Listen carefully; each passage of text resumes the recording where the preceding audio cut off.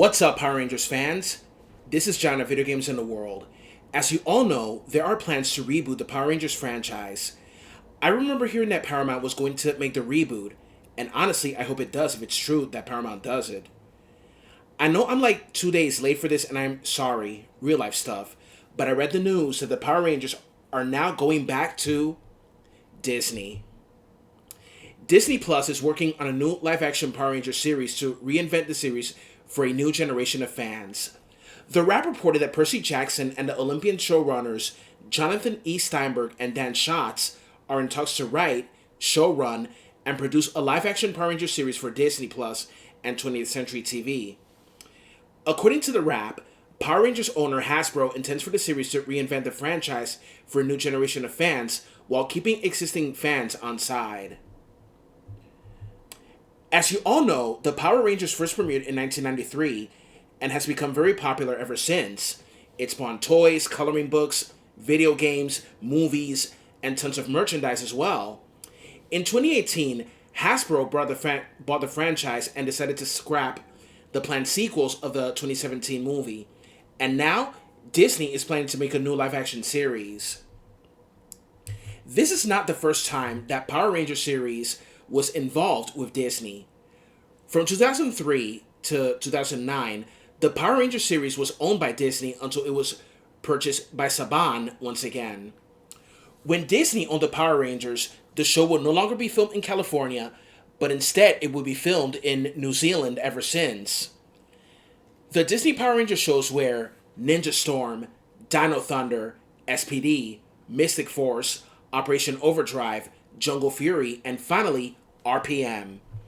The best ones in my opinion are Ninja Storm, Dino Thunder, SPD, and RPM.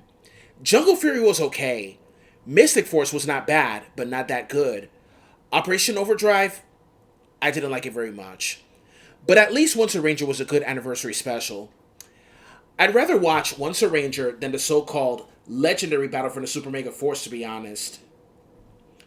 Now, when it comes to shows on Disney Plus, you think of MCU shows like Falcon and the Winter Soldier, WandaVision, Loki, Ms. Marvel, Moon Knight, What If, X-Men 97, cough cough, She-Hulk, and so on.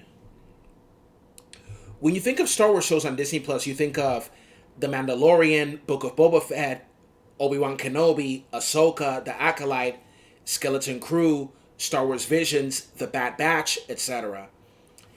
If the Power Rangers reboot is coming to Disney, we'll see how they do. But to be honest, it's not going to be like back in the days when they had like 20 plus episodes in one season. And the next season is a standalone story that introduces brand new heroes and villains. We'll see how they do. We shall see.